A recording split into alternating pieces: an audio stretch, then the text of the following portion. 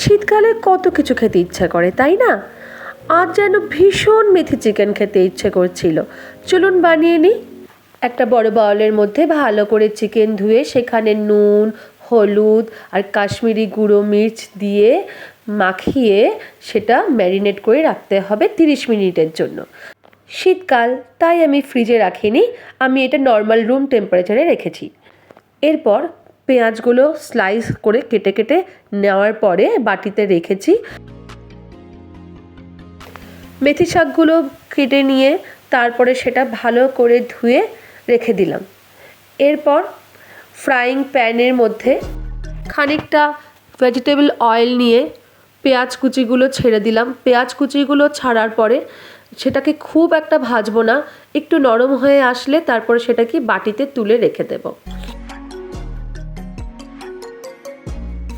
মেথি শাকগুলোকেও ঠিক একইভাবে প্যানের মধ্যে তেল দিয়ে ভেজে নেব, কিন্তু খুব কড়া করে ভাজবো না, কাঁচা ভাবটা যাতে চলে যায় সেভাবে আমি ভেজে তুলে রাখলাম।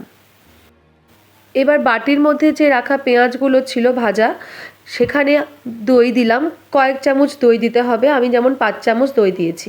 তারপর টমেটো স্লাইস দিয়ে সেটাকে একটা মিহি পেস্টে বানাতে হবে। মিহি পেস্টটা বানিয়ে এবার প্যানের মধ্যে আমি সাদা তেল দিয়ে প্রথমে 3 চামচ আদা রসুনের পেস্ট দিলাম। সেটাকে একটু ভালো করে সাঁতলে নিয়ে তারপরে আমি সেই টমেটো, পেঁয়াজ আর টক দইয়ের পেস্টটা কিন্তু দিয়ে ভালো করে কষিয়ে নিলাম।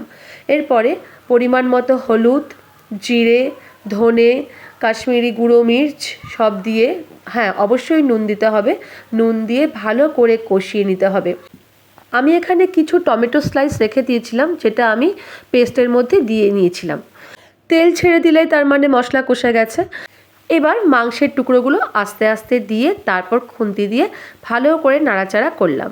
এবার কাজু বাদামের পেস্ট আমি তার উপরে দিয়ে দিলাম যখন মাংসটা একটু কষে আসবে।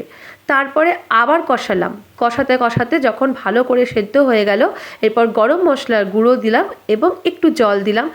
জলটা সামান্যই দিলাম, মেথি চিকেন তাই ঠিক গ্রেভি হবে। নামানোর আগে মেথি শাক তার উপরে দিয়ে ভালো করে নাড়াচাড়া করে গরম গরম বাটির মধ্যে রেখে দিলাম। দেখুন ধোয়া ওঠা মেথি শাক শীতকালে বেশ ভাতের সাথে বা রুটির সাথে, পরোটার সাথে জমে যায়।